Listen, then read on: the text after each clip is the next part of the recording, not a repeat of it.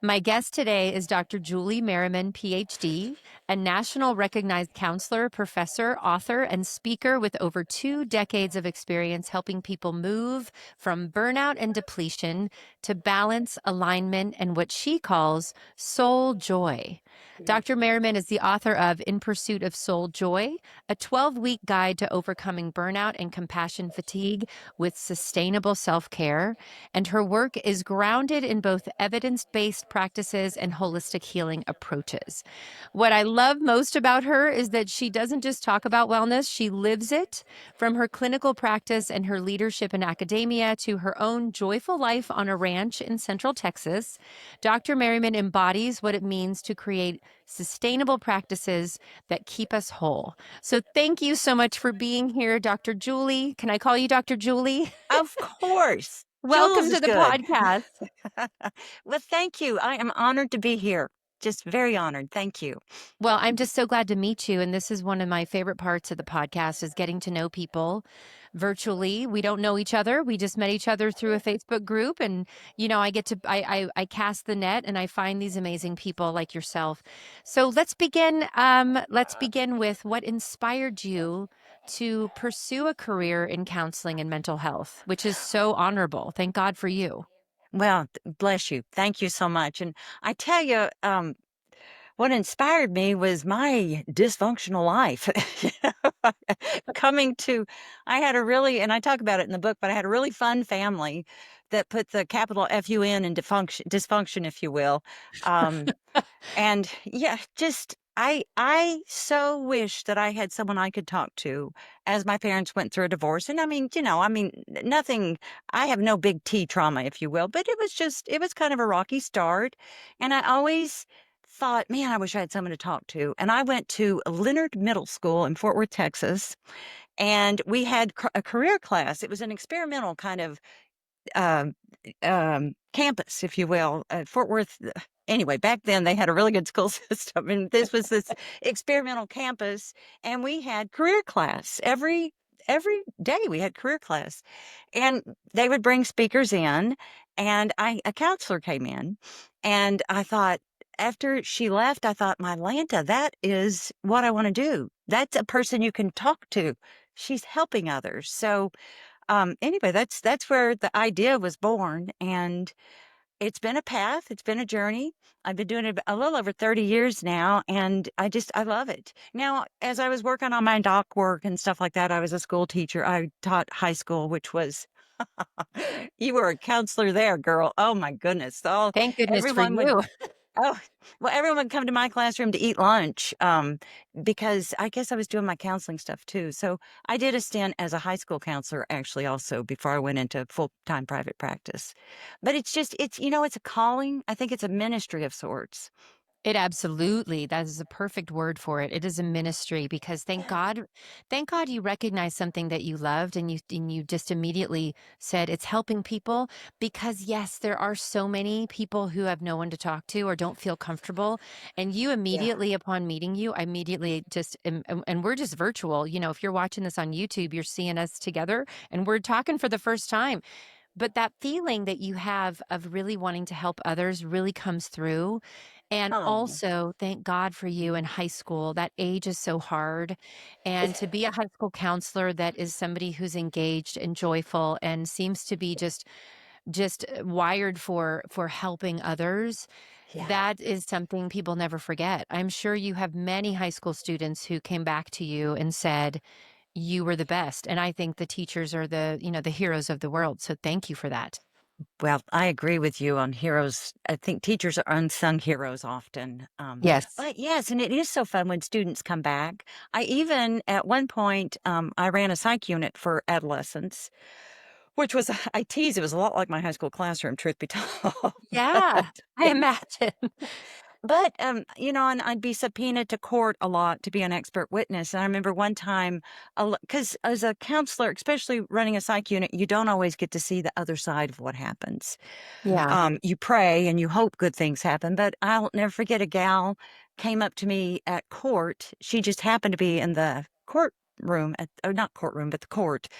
Um, the courthouse is what I'm trying to say. But anyway, she came up to me and she told me what a difference my interventions had made, which, I feel very humbled by it right now because what an honor to be able to work with people and Yeah. meet them in such a place of tenderness. And I don't want to say brokenness because I don't believe we're broken, but bent to where you're bruised, if you will. And And to be a guide and to have somebody like yourself who you've done this for 30 years, you said 2 decades of both a clinician and a professor and a teacher and a counselor, yeah, yeah. and all of the hats that you've worn has just been pivotal for so many people. I'm sure we could just talk about that. Honestly, on this podcast, we would fill a whole hour with that. But in your early years, how did all of those hats that you wore really shape your approach to wellness or self-care or because you have your education, right? And then you have your education of being in the field with the patients. So how Right. did that shape how you approach your wellness and self-care? That is a great question. Thank you so much for that because um, I will tell you, and that's a lot of reason why I wrote my book. I did it wrong. I did it so wrong in the beginning. I see. I didn't start. I was a hairdresser right after high school. I was.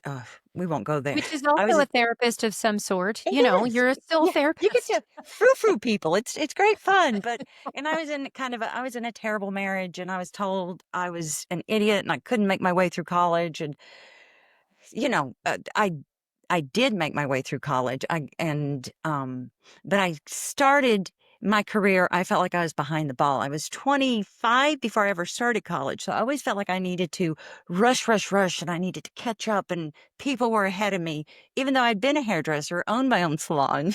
I'd had some world experience, but that urgency followed me into my career as I graduated with my PhD and into my counseling profession. And that is what I mean, because I wasn't taking lunch. I was seeing way too many clients. I was seeing them for far too, not charging my value. And that's something I'm very passionate about. And as I work with interns in the field, trying to teach them, charge your worth, but I didn't. And I'd teach aerobics at 5 in the morning and I'd come dragging in the house at 10 o'clock at night. Uh, Having seen clients and work, I mean, girl, I did it wrong.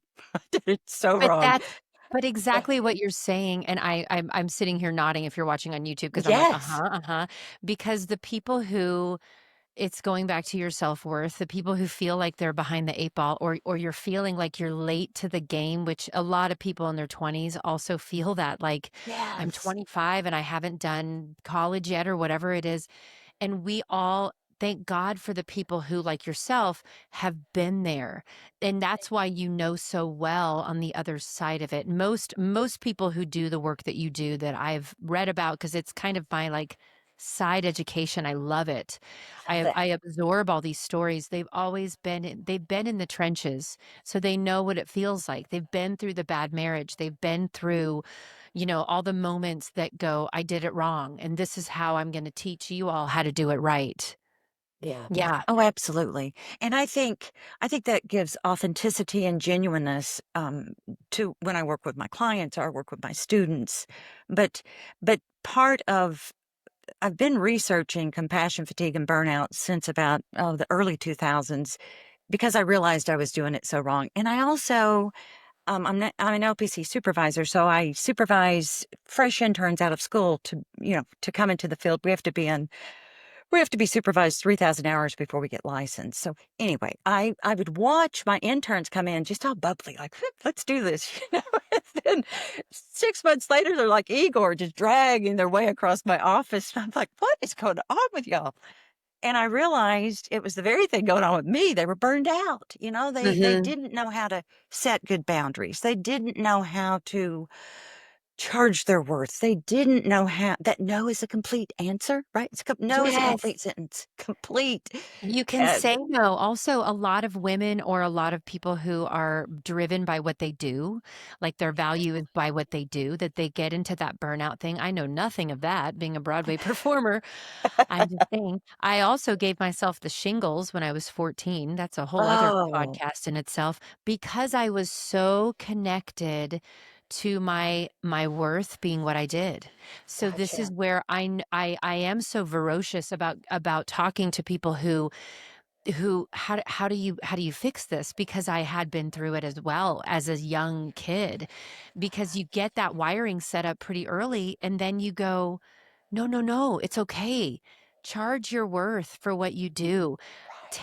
Take a rest, take a day where you don't do anything. That burnout, which I want to talk to you about, because burnout, compassion, also for compassion for yourself, Right. fatigue is so real and nobody really talks about it enough, I think. I agree. And of course, I'm thinking of my graduate students that are so hard on themselves. And Absolutely. I can't tell you how many times I've called a conference and gone, girl, guy, you can make a B. You're going to get that same degree with a B. Quit. You're wearing yourself out trying to do too much, which is going to follow you into your counseling office as you set up your practice. And that's not going to serve anyone. And do you Um, think it's that curated life that we see online? Do you think with these kids who you're teaching that, the high school kids and, the social media has been around for those of us who are older, we think of it as like, oh, it's not been around that long. But for some, it's their whole existence. They don't know life outside of it. So they're looking at this curated life that people are presenting and they're feeling that that they're behind the eight ball, or, that they're behind in some way and they have to Right. push themselves to burnout. I think you're absolutely right. And that curated life, you're not seeing the behind the scenes sloppiness, right? The Yeah. mess that comes with it. So I think you're absolutely right. It leads to a very false narrative that they're trying to live up to.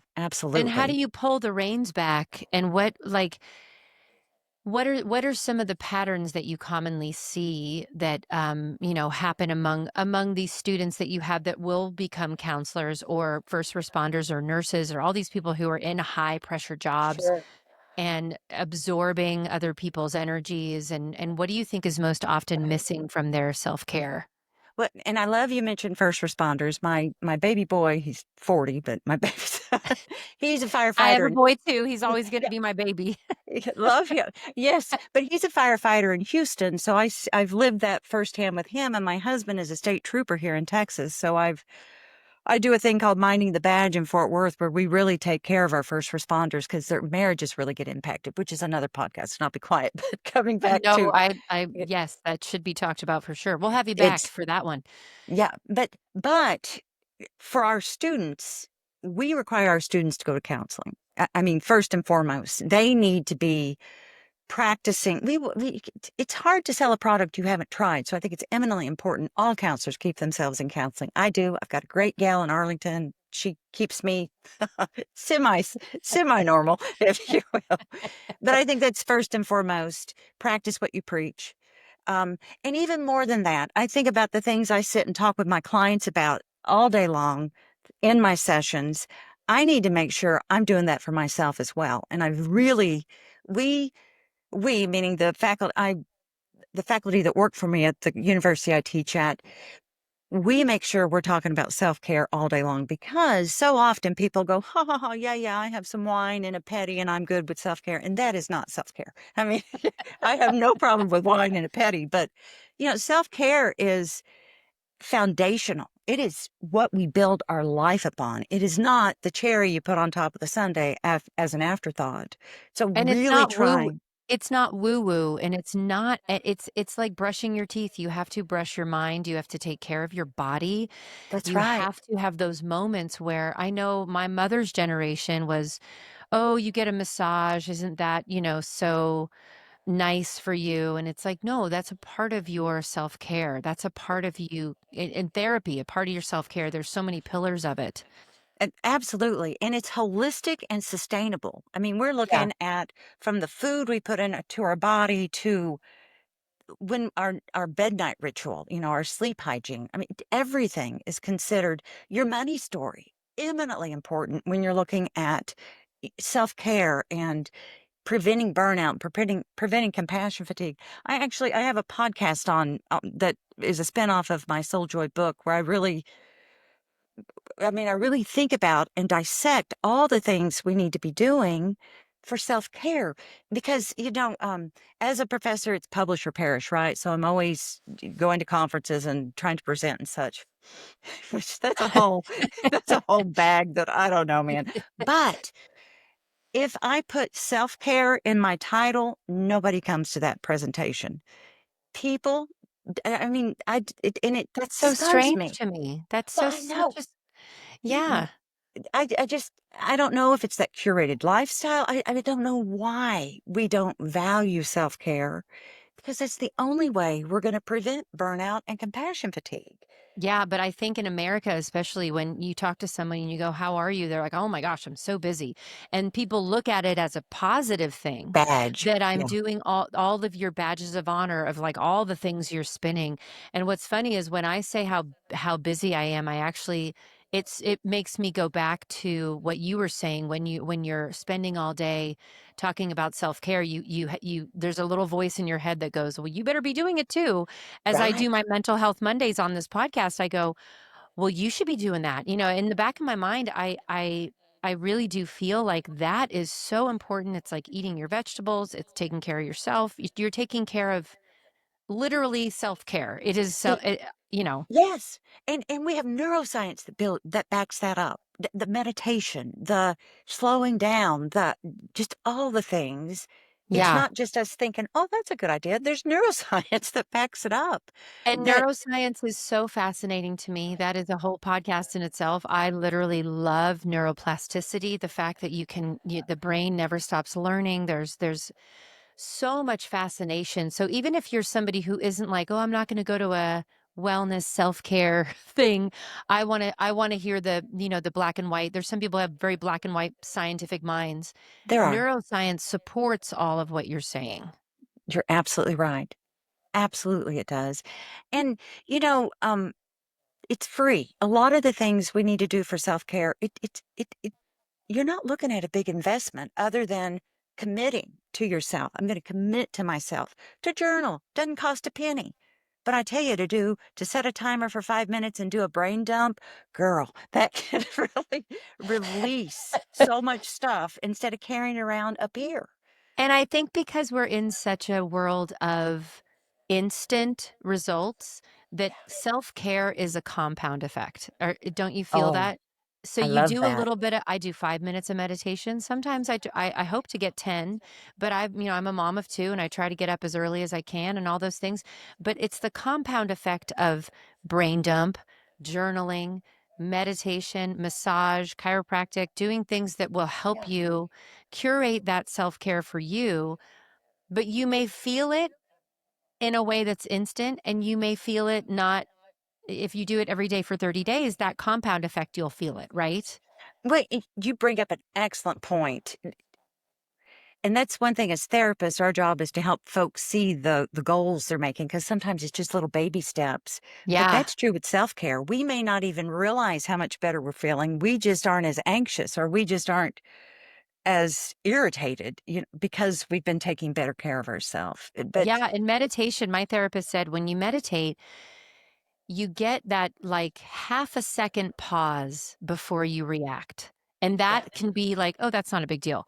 It absolutely is a big deal when you get to emotional moments or things, or if you're somebody who wants to word vomit at somebody and reacting to whatever, it gives you that half a second pause, which is so important and so can be life changing for your mental health.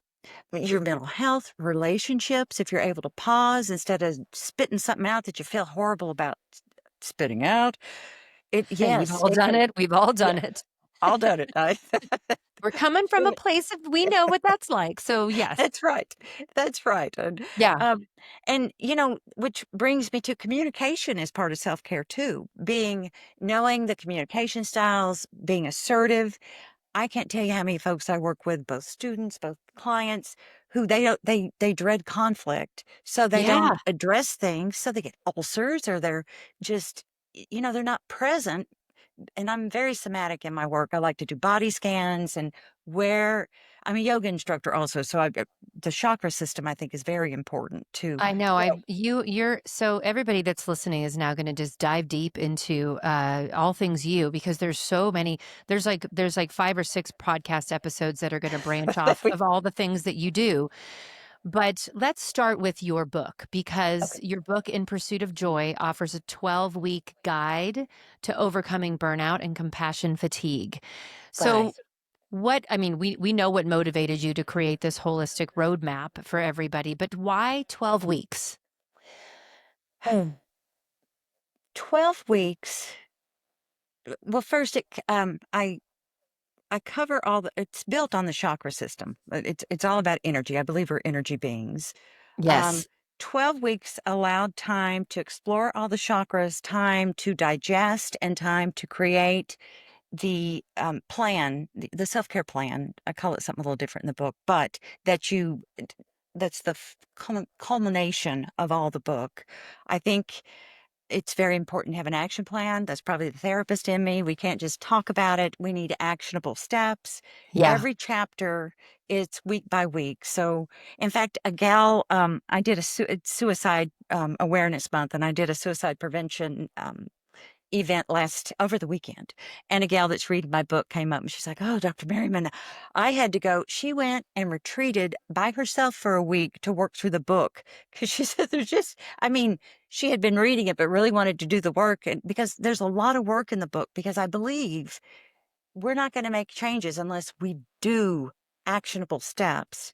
Yeah. So there's a lot of that in the book.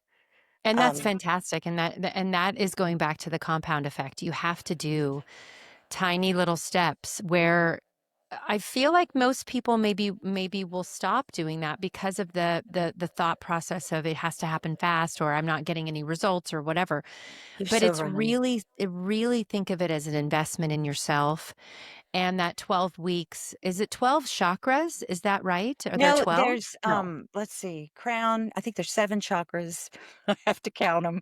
Um, there's 7, Okay. 7 chakras. The other one is the first part of the book is just introduction because not everyone knows what chakras are and they think they're woo-woo, but they're really not. It's old, No, yeah. ancient science that has been proven and proven again to be real.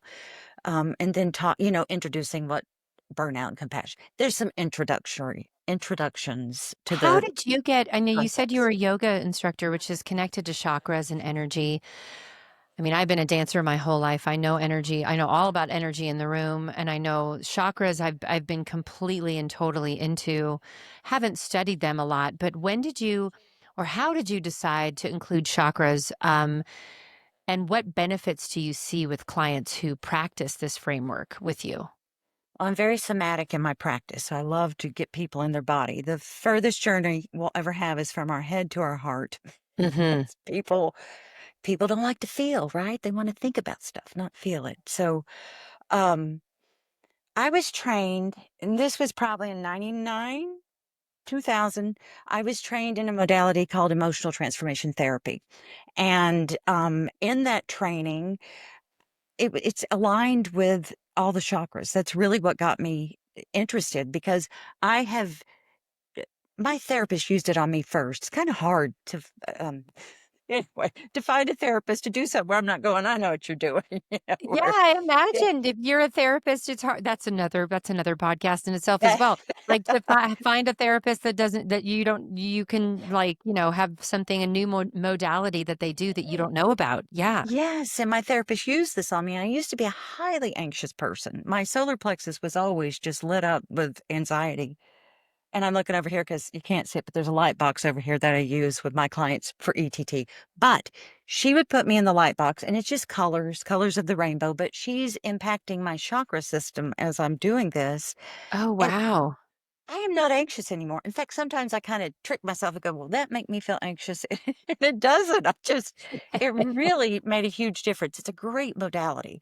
But in training in that, learning about how the chakra system really impacted us, I was like a kid with a new toy. I could not get enough information about the chakra system, which is what led me to I mean, I taught aerobics, but since Jane Fonda, I've taught those for I love years. Jane Fonda, Love I love me some Jane Fonda aerobics, I Yes, remember. yes, and the little leggings, all that fun stuff, but it really led me to, become a yoga instructor and integrate that into my practice because we can't just sit and talk about stuff. We need to get up and move the energy through our body. I'm also trained in bioenergetics, which is very much about moving the energy through My our gosh, body.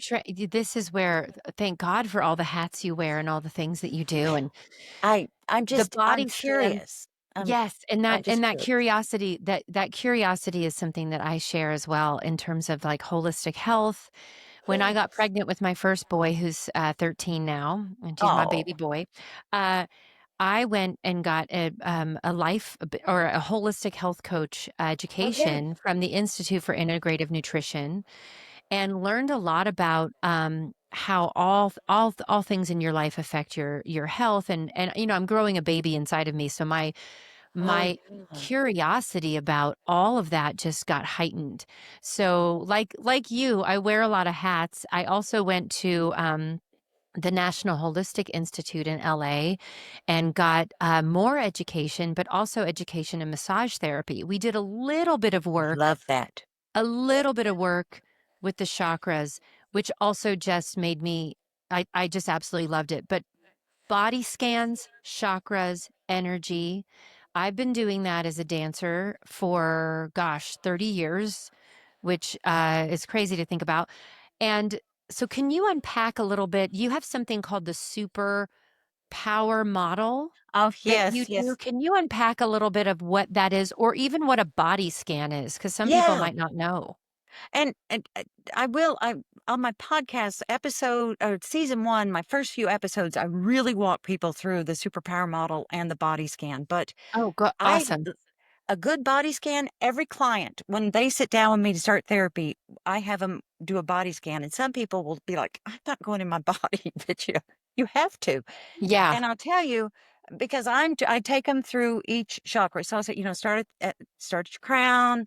Well, we square or we rectangle breathe a couple of times and move into it. So you scan the crown chakra, your third eye, your throat, your heart, your solar plexus, sacral, and then down to your root chakra. And I tell you what, it fascinates me. Wherever they hit, like today, Gal mentioned she had like a concrete block in her heart. Well, it was all about relationship stuff and what lives in your heart chakra. I mean, it Yeah. never fails. What they hit on those body scans gives me information where to start working on them, working with them in therapy. But also, I try to train my clients to do it regularly so that they can get more attuned to what their body is doing. We think in our head, we feel in our body. And Yeah. those body scans really help them to get used to it. So on your podcast, there's a way that they can do those body scans. You take them through Yes. in that episode. Great. So I encourage everybody to go listen to your podcast, and we'll have all the information in the show notes where they can go, Well, because thank body you. scans, as a dancer, I bet that was big. I don't think twice about it, but I'm always in my body, if that makes Yeah. sense. But I Yeah. realize not everybody is. Well, Not everybody has that. They're actually trying to maybe it- separate themselves or not feel, as you said. they Yeah? are good at it. I tell you, I mean, they are good at it. So it really takes Good some at getting time. out of their body. I Yeah, get it. did you we Yeah. gotta and the superpower model, and I call it cape worthy, and it's just CBT therapy. It's nothing, but it's I package it a little different because we are really good at upsetting ourselves. Maybe I speak for me. I'm No, really you're good at not upsetting wrong. myself. But there's a fact that happens, right? It's just a fact. Like Oh, I think my husband, we've been married close to 40 years, and he dropped one of our wedding presents. He didn't mean to. It was a cookware. He dropped it the other day and it broke, and I really had to do my thought model. The fact was the dish had broken. I mean, it's just a fact. There's no drama. The dish broke. um, that fact creates a thought. My first thought was, "Oh, what the blankety blank blank?" I did not go to a nice place. I had to really, that thought leads to a feeling, right? At first, it was going to be anger, like rage, like, how dare you, bless this baby heart. He didn't mean to. And that feeling creates the action. It creates the reality that we Yeah, create. So just taking that through, the dish broke, fact. So I'm going to reconstruct my feelings there, or my thought, because we have the power to change our thoughts. Some people, it takes a little time to catch the thought, because sometimes thoughts just feel like facts, but it's a thought and our mind lies to us right and that is left. so, so true. It goes back to what we were saying about meditating will give you a little bit of pause before you yell at your husband for dropping the poor little dish. It's just Right. a So, dish that you can't take with you when you leave this earth. So I think of things like, yeah, he didn't mean to or no, whatever, but all that emotion and the thoughts and all that stuff comes up. That's hard for the rest of us who are not trained like you it are. is. It's just a big mush ball, which is Yeah. why I have I have a whole worksheet where folks work through it, and you have to practice. But I mean, I've gotten to the point where I was able to restructure my thought and go, bless his heart, he didn't mean to. I do not want to make him feel bad. Different feeling, empathy, compassion, completely different reaction. I went and hugged him, and we laughed and remembered when we opened it, and gave it a funeral. But it but a thought model, I mean, it really is powerful, but you have to practice. You do have to practice. So there's so many techniques that you have, which are all in this amazing book that you have and on your podcast, and so many other ways that you can help so many people with burnout, compassion, empathy. But in the final chapter of your book, you do something called a soul joy map. And Yeah. what is that exactly? And how does creating one of, like, if I was to create a soul joy map, how does that ensure long-term wellness? How can that help me with my self-care? Yeah. Thank you for that question. That's a good question. Self-care is not one and done, right? It doesn't. Did you ever go to workshops and you put that up on the book or on the bookshelf and never look at it again? Oh, yes, It, I have a yeah, lot of books. I'm like, "Oh, yeah, I'll get to that someday." yeah, someday it's up there. This is a it's a living document, and the Soul Joy map takes all the information you've garnered as you read the book, as you get to know yourself better, as you have aha moments, and it puts it into a map so that you have a holistic, sustainable self-care plan that AKA I like to call wellness, because I believe self-care is wellness. I think Yeah, those can be used interchangeably. yeah. And so you have a wellness plan, if you will, and ideally you have a girlfriend or a husband or a colleague that you can. I think we need accountability buddies, Mhm, mhm. make it a little more fun, where you can meet and talk about, what are we doing for self-care? How are we, because social support is an eminently important part of your self-care plan of Yeah. holistic wellness.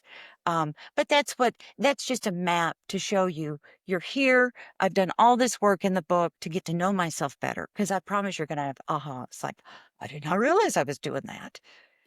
And then you Well, drop there's it so into the many. map. Yeah, and there's so many things, and thank you for giving us a system in this book that can help you find, is it it's bio individual. Some wellness practices may be good for some, may not be good for others. Like, I'll give an example. My mom never liked getting massages. She didn't Oh, want anyone touching her. So to okay. me, that's okay. That's where you're starting. So let's find out, maybe, if you want to dig and find out why that is, but maybe you can move to a different modality or something else that is a way into self-care. Is that kind of what the map would do for you, is find out what's going to work for you, which is Absolutely. pliable and can change at any time, right? Absolutely. It's a living document, and no two folks are going to look the same, because we're all very different and have very different needs. But some of the I have some assessments in the book. I have various things that I think we need to do every 6 months. We need to do yearly. I mean, it's a good on your birthday or at the beginning of the new year to really assess, is this self-care plan still working for me? How do I need to Yeah, modify it? that's How so important. That's so, so important to recognize that it's not a rigid thing. Right. You are not the same person you were back when you were in your 20s. I'm not the same person I was when I gave myself the shingles at 14, which Bless is your heart. terrible. Bless my heart. I'm like, "Oh, poor little girl, what are you doing?" But that and as you change, every 6 months is good advice for when you wanna look at, "What do I need?" Or sometimes when I meditate, I just sit there and this is the holistic brain in me. What do I want? I ask myself that simple question, "What do I want or what do I need?" And I feel like your approach from what I'm learning is that being comfortable in your own skin and going back to the basic place of loving yourself enough to take care of yourself, right? That's absolutely right. And that's my podcast is Soul Joy, Ditch Burnout and Fall in Love with Life. I think that with healthy self-care, it allows us to fall back in love with our life, our professional life, personal life, and it doesn't happen just by accident. This is purposeful. Yes. It's um, just like a good marriage. I mean, I've had a bad one. Last 40 years, I've had a great one. It's like a research paper. We're always working on it. It's things change, and I think Yeah. that's very true with our self-care. And Um, getting and digging deep into why do I feel this way or what is going on with me and really that's really yes. what I feel self-care is mentally, physically, emotionally. You're really going into a place of which not a lot of people do. Yeah. Um, It takes like, work. "What's going on with me?" It's work. Yeah. It's definitely Well, work. what's going on with me and what do I need? Mhm. Because a lot of times we'll just jump to a habit instead of just sitting there for a moment, maybe doing a body scan and going, what is it I really need? Yeah. Because the answer's there. It really The answer's is. there, but some people might not even know, like the woman who you mentioned with her chakra and her heart, she can describe it as a stone on her heart, and you, with all of your Yes. incredible education, will go, "Oh, you need this. You need this to help you." So going to that, you mentioned a lot of modalities, which if you're listening and you don't know what a modality is, it's just a therapy. I know, it's okay. It's a therapy, you could describe it better than me, but you mentioned It's a CBT, technique. a technique, thank you. Technique. EMDR, somatic therapy. Can you explain what those are and how maybe if maybe it'll ring true to somebody when they hear, "Oh, that's what I need." Sure. CBT is cognitive behavioral therapy. And Okay. that's, I mean, it's old. That's from oh, my professor will come out and I teach they're theories that we teach and our theories for counselors, that's what gives us our science. Okay. We use our instinct, that's our art, if you will, but a good therapist is going to stay in a theory, so you're not just having coffee with a girlfriend, right? Right. You want to Yeah. work Yeah. when you're in therapy. And Yeah. then EMDR is eye movement desensitization reprocessing, where Francine Shapiro introduced that to us back in the early 90s, I guess. But girl, it is amazing to help folks process trauma Okay. without having to go back and relive it. It's bilateral stimulation with eyes or, Is that um, like the tapping? You know the tapping solution? Do you know oh, that that's that EFT. this is the tapping where you do I did that. I've been doing that for years. I actually just saw a video that Pink, the pop star, she does tapping. Oh, She started doing it and I was like, "I know what that is." I was so tapping is excited. great. But what Yeah. is so what exactly does that do? That's EFT, which is Emotional freedom technique, that okay, book is over another there technique. somewhere, but what tapping does, it hits some central areas in our body where there's nerve endings, and it starts as a distraction, but it helps us to calm down. I mean, if you think Yeah. about your polyvagal system where fight, flight, or freeze, it helps to calm down and give you some relief, pretty immediate. I mean, I love the Yeah, tapping it stuff. does, and I actually didn't even know why when I started therapy, my therapist told me to do that, and she taught me how to do that and use lavender oil, breathing techniques. So if somebody's listening who's going through something, what modality would you give them in relation to anxiety, depression, stress, oh, like burnout, which is, I Yeah, think rampant in America and all over the world, really. it is, and sadly, it goes back to what you said about the badge we get from being overly busy, that, Yeah. Yeah. um it's gonna depend because I meet every client where they're at, so it's really gonna depend on what their history is, what their presentation is, what their goals are. I'm gonna start with a body scan, I'll tell you that, though, to see where they're feeling it in their body, and that's what somatic is. Somatic therapy is just trying to get people into their body and feeling in their body. So what Um, would be a good technique to get somebody into their body? Say they're listening to this podcast on a Friday and decided Saturday morning, I'm gonna go to, Julie Merriman's website and I'm gonna get the book and I'm gonna listen to her podcast and I'm gonna start with this compound effect of little things every day.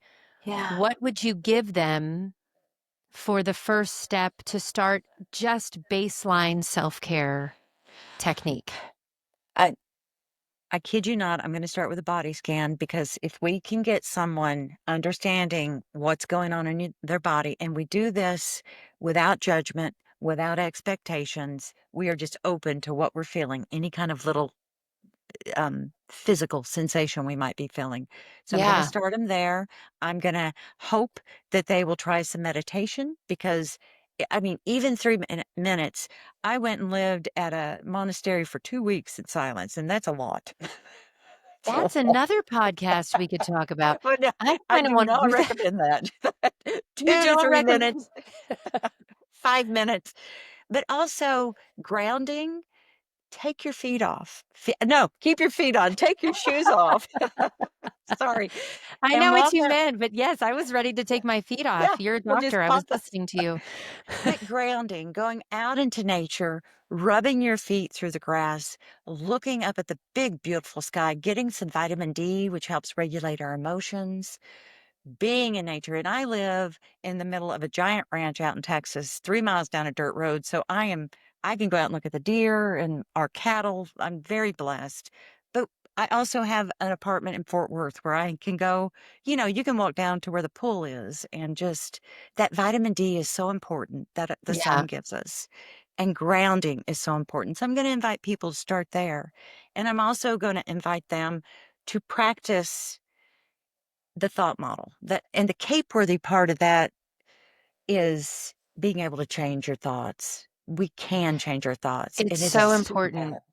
Those tips you just gave as baseline self-care, "Change your thoughts, you can change your life," is a quote that I heard years ago, and I thought, "Oh, that's silly.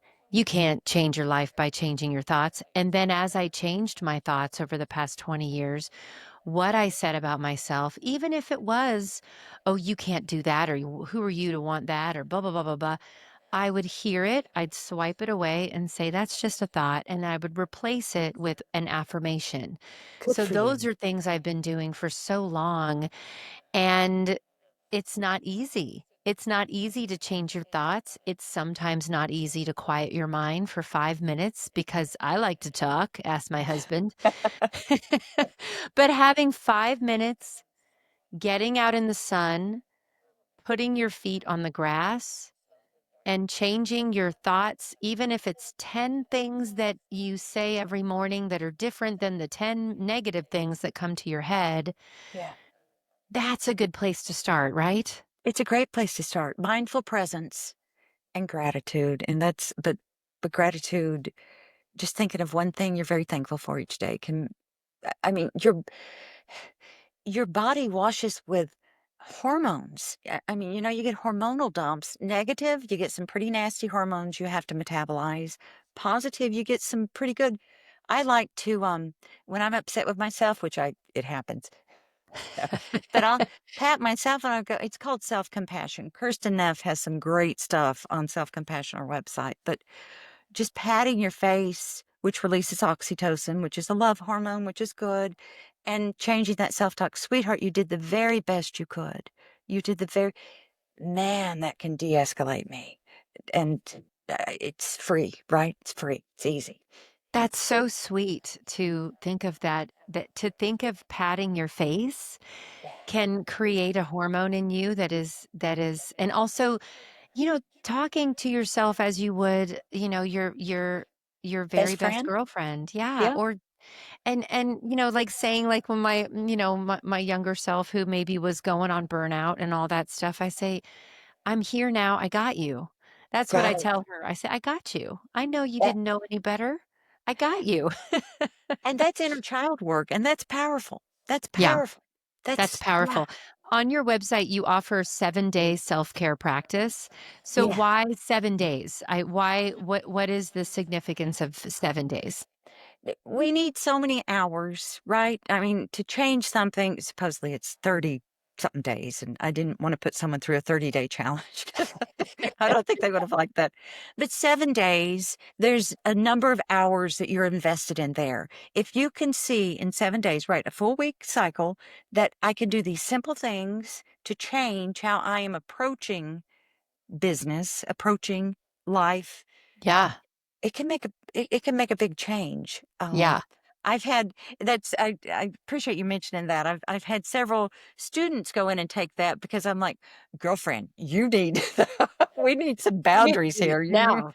Yes. and they'll come back and go, Dr. M, that made such a big difference. It's not rocket science. It's very easy stuff, but we forget how We forget important. with you going back to the people that you're talking about, the people who are burning out are the people who are taking on everything and more because they think it's important. They think that they are important by doing all that stuff.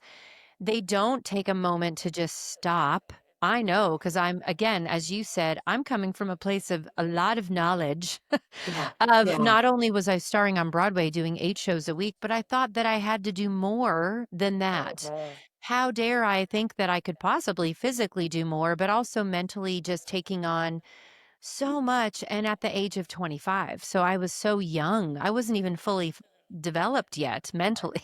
So That's it's impressive. it's impressive, but That- it's also like I think back and I always make sure I tell people this. I was not taking care of myself, like Well, really wasn't. well, I wasn't even eating right. I was eating half a pizza every night as I came home from the show. and And the then I other was piece on of the that, well, it's even more impressive you survived and I survived. I and survived, and you're but I whole. only survived by burning out. I survived by going to therapy and starting therapy, and that was really where my therapist I remember she said, "You need to," because I was crying and I just was crying out of nowhere. And I was like, why am I crying? And I didn't even know. And she said, "You need to go buy yourself." This is literally what she told me to do. Go buy yourself a lipstick, something that makes you feel good. Because I was talking about like something silly, like, I don't even think I should do something for myself. So she told me to go do something as small as buy a lipstick, a really That's high-end lipstick like Chanel, like go to Fifth Avenue. I was living in New York at the time. Go to Fifth Avenue, buy yourself a really nice gift, like a lipstick from yeah. Chanel, which I'd never done. And it started my self-care practice. It sounds silly now, but it really started me thinking about do something for yourself. It's okay. It's not, there's nothing wrong with that, which a lot of women sometimes and mothers who I am both sometimes think I don't have time to take care of me. I That's got to right. take care of everyone else, right? You're so right. I was doing a training with about 100 social workers, and I gave them a challenge of something to do for themselves. And you would have thought I told them to go jump off a bridge. I mean, we really had to work on you can do this. It's okay to do something for yourself. I love your therapist gave you such a simple thing to do, and you remember that. It was impactful, right? Oh my gosh, and it was so I was such a mess at the time. I wouldn't have listened to anything else, but I don't know. I needed something simple Yeah. to do like that. So, as a practitioner and with all the things that you teach and all of the times when we were talking about giving of ourselves, how do you balance your own self-care and joy? How do you protect your peace, if you will? I love that question. And I am of course, I'm 62 now, and I'm proud to say I'm not just preaching, I'm practicing. Yes, Um, yes. I can say no, and I don't feel guilty about it. I am very selective with my yeses. I am perfectly fine. Oh, here's one of my naughty pleasures. I love to listen to an Audible and color on my phone. I I love love that. that. I love it, and I allow myself an hour or so on the weekends to just do nothing. I used to couldn't do that. I would feel very guilty about being doing nothing, but I I absolutely am so much more comfortable in my skin these days. I don't I don't put the pressure. I'm not in the pressure cooker I used to be. And it could be because I am 62 and I'm at the spot in my career where I've got lots of t-shirts and I don't feel like I need another t-shirt. I Um, just was gonna but say that I'm gonna be 50 this year, which is a big year, and I know that as at one of the things, if you're listening and you're younger, one of the things that is so amazing to look forward to is getting older and how you really do all those other things fall away and you really do learn. It is a practice. There's people who are not this way, but if it is your practice and you want to learn how to take care of yourself, you have this mental thing that happens where you just don't care as much. You just don't. You go, I'm okay. I have this. I can just sit and color and mm, listen to an audible and I'm okay with it. And I yeah, love that that's where you are. I look forward to being 62, oh, even and being even more in that place. I'm so enjoying it. And this weekend, my husband and I are flying to California for an EMDR conference, and then the next month we're going to Spain. We're going to fly over and float back. I mean, it's those are things I used to would not allow myself to do. I am the department head of the counseling department at the university I'm at, and I would think they can't. What will they do? They will be fine without me. They won't They'll be even notice fine I'm without gone. you, and that's what's so great, and I was just gonna You know, say, what's next for you? What because we all are looking at you going, "I wanna have this kind of energy. I wanna have this kind of feeling about my life. I wanna be able to let go and go on a trip with my husband and not feel guilty about, all the things we're taught that busyness is importance, and it's not that. It's space, it's balance, it's protecting your peace, and this is your one life, right? So girl, that is so, that is so that true. It hit me the other day. I might have 25 more times around the sun. It's like, oh, I've got things I want to do. you have Um, things you wanna do, yeah. yeah. And and I also love those babies. I mean, mine are in their 40s now, but they've brought me other babies. Family is so important. Family is so important. Make those memories. Yeah. Spend the money. Eat the cake. Buy the shoes. Buy the lipstick. Yeah, buy Buy the all the lipstick. things. Yeah. It's true, and I think that's really good advice, and, you are just so incredibly, incredibly inspiring. I'm gonna have you back because as I mentioned throughout the podcast, you would say something and I would go, "Oh, we gotta do a whole other episode about just that." So, I Well, just in parting, what is one thing you would like to say to everybody who's listening who maybe has never done self-care, never got into their body, doesn't even know, probably heard the word somatic for the first time today? What you are your parting words for them? you matter. The most important relationship you're going to have with yourself or you're going to have in your lifetime is the relationship with yourself. Yeah, Re- you matter.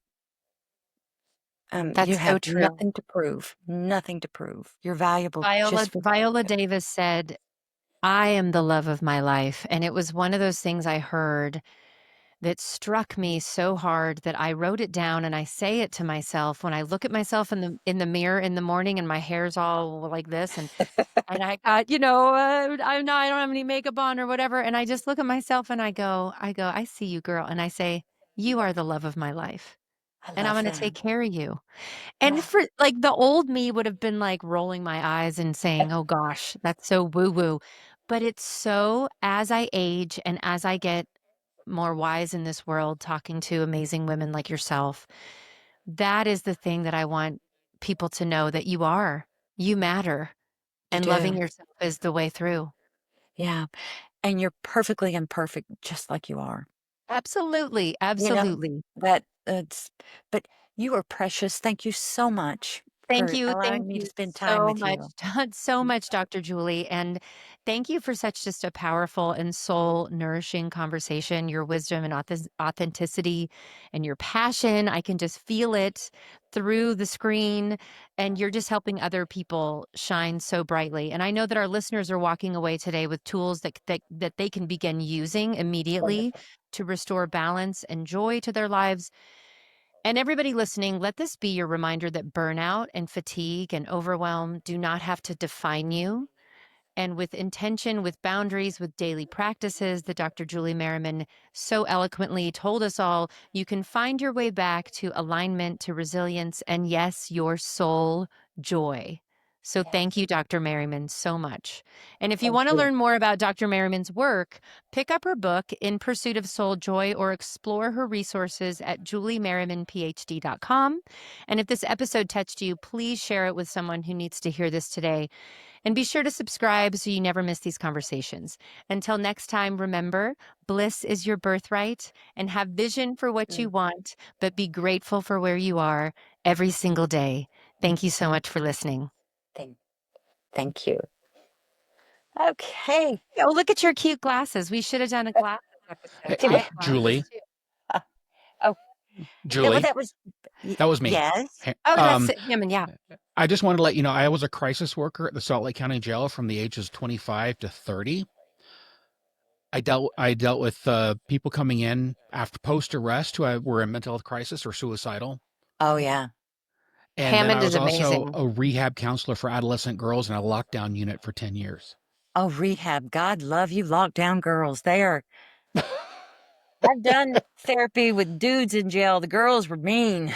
Well, the with Man. I was the only full-time male because all the girls also usually were victims as well. Oh, And so having someone, I mean, they put me through, I mean, as far as qualifications go, they had to make sure I wasn't ever going to be creepy oh, sure, and sure. anything like that. So, I mean, it was kind of a privilege that I was there, but at the same Well, time, I'm I just also knew saying, that my job was really important. Oh there's my no gosh, telling how yes. you impacted those girls having a healthy man interact with them. Thank you for that. That's Yeah. amazing. Then I Yeah, worked for the Hammond is an courts. incredible. We need to Then do I a worked for the roundtable with courts. you. Sorry. Yeah, I did. I worked Yeah. for the courts for a short time, but then I started podcasting, and talk about burnout. I was Yeah. really done in that service because I had made the mistake of never taking care of myself, never getting work for myself. So I was just this emotional sponge, just sucking all that stuff up. Oh, that had to And be I was a hard. mess. Like I could deal with people saying, "Oh, I'm going to kill myself." Oh, I can take care of that. My dishwasher broke. I'm a mess. Oh, well, Yeah, it's yeah. has your vessel been refilled? Oh yeah, I'm much better now. I've been podcasting full time since 2017, Okay. and it's just it's been a lot nicer. I mean, because there for a while I was missing that idea of a positive impact on the world because I was doing the counseling, I was doing the crisis work, I was working Yeah. in these fields where just by working I was having an impact on people in a way, and it took me a while to figure out how to do that as a podcaster, but now I kind of got squared with that during the pandemic, and now I'm doing a lot better with that now. I love that. So you're impacting and helping in a different area. Isn't that fun how you can take skill sets and move them? Yeah.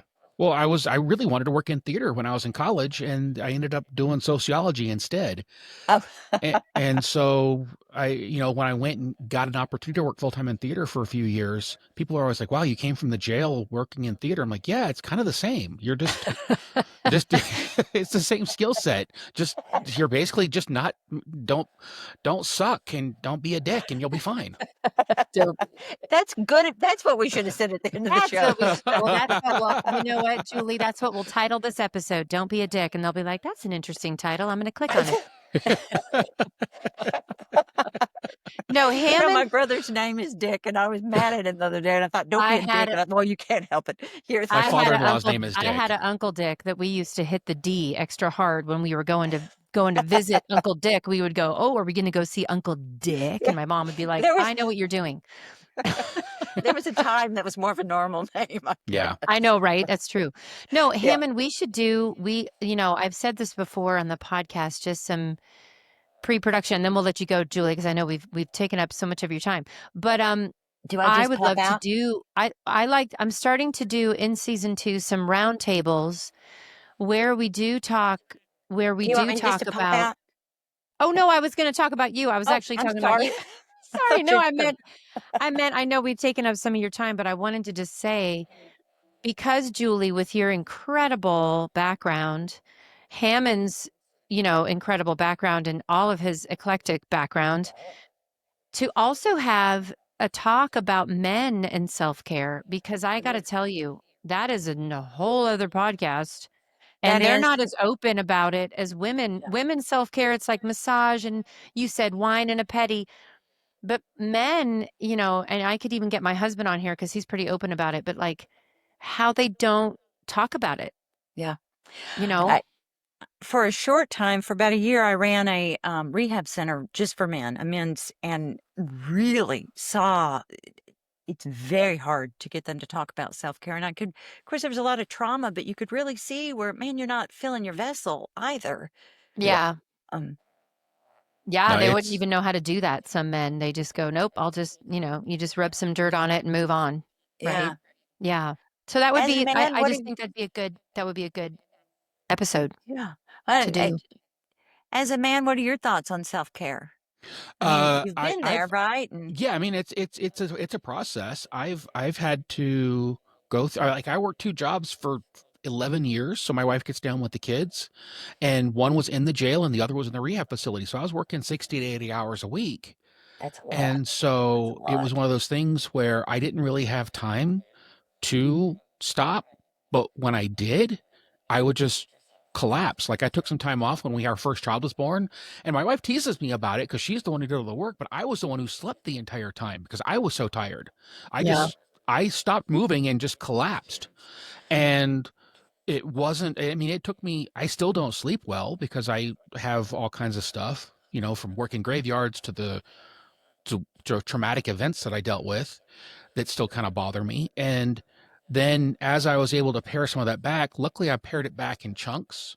So I was able to shave off part and then deal with it, shave off another part and deal with it. And I'm still kind of learning how to be human again. Like, I had to shave off so many parts of who I was so I didn't react to things I saw in the jail. So when someone comes in and they got bags on their hands from where they still shot where they're got the evidence bags on their hands from where they shot their girlfriend, and I can't react to that. I just have to go through and do the questions into the job. Yeah. And then when someone comes in and they're, cracking their skull open on a wall, you can't react to that. You just have to work. Or when you get spit on, you just have to work. And so there are so many things. And so it took me a long time to, like, be human again. And then on top of that, when I was a kid, my mom trained me not to react beyond a certain bandwidth, to never get too sad, never get too excited, never get too happy, never get too angry, just react within this bandwidth. So now I like tell my wife, I'm like, I'm super excited. We're going somewhere. She's like, are you really? I'm like, yeah, I really am. But I don't ever show it. And so I feel like I was trained to work in the jail, but at the same time, it didn't help me because I was unable to then learn how to express myself right. Yeah. Yeah. So that's very interesting. I mean, that's a lot right there. Of Hmm. course, my therapist is going to do Yeah, some no, things, but I'm not no, going to do and it. no, and you'd make a fortune off me because I'm broke, because I am broken internally, like you wouldn't even know. Well, I don't think you're No, broken, maybe you're bruised, not but broken. We don't, yeah, didn't you say that I know you're that. I bent? understand that. I get it, but like, because of my parents, my dad was military. He worked in intelligence. oh, My mom's relationship with the truth is tenuous at best.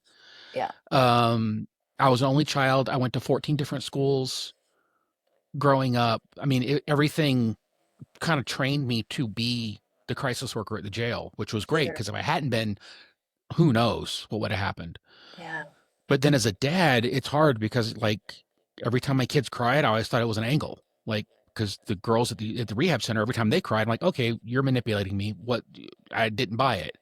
But sometimes kids just cry. I had to learn that because that's what happens. But Yeah. from where my point of view, oh, you're working an angle, you're trying to get me to feel something, and I'm not going to feel it because that's what's going to happen. Yeah.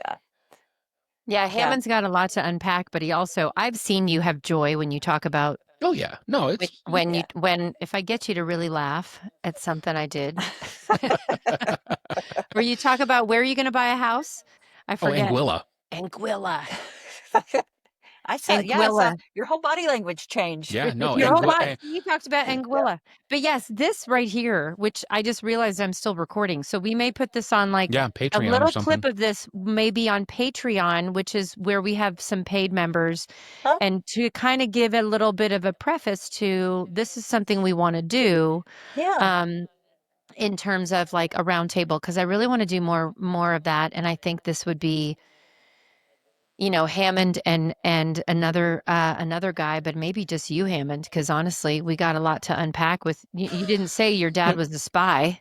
No, yeah, he worked So he was a military spy. intelligence. Yeah, Well, yeah, there's a lot of interesting things there to yeah, unpack. yeah. But But yes, that would be something we can schedule for sure. But Julie, you're just incredible. And you I'm know, I get to have now I get to have a lot of I have a lot of idols after I get to know someone. Like now you are a mentor, somebody I look up to. I'm gonna get your book and read it. I'm gonna learn from all the things you said, and well, it's exciting. So So thank you. Meredith, you should really introduce her to Ashley.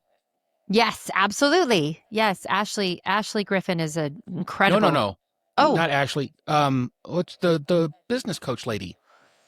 oh, Ashley Cox. Yeah, she's Yes, also. yeah, You guys could yeah, work in tandem together for yeah, sure. I will give cool. you. I'll give you her info yeah. too. Ashley Cox is who I Cool. was thinking about. Yeah, Great. we know a few Ashleys, but Yeah. I think we need to have a Meredith Patterson podcast party here in Montana where everybody comes, or maybe we didn't even talk about your beautiful ranch, but your ranch is amazing. Just from what I read about. It's fun. And my husband's out there doing something. I was like, shh. That And we need everybody to meet each other. So, yeah. but thank you. I so appreciate your time. I I'll let you appreciate know y'all. when the episode comes out and we'll do some cross promotion and all that stuff. But you're just fantastic. And I'm going to have you on again for sure. I would be so honored. I've been so honored to get to spend time with you and get to know y'all. Thank you so much. Well, thank Thank you so you. Thank much. you so much. Okay. Adios. Adios.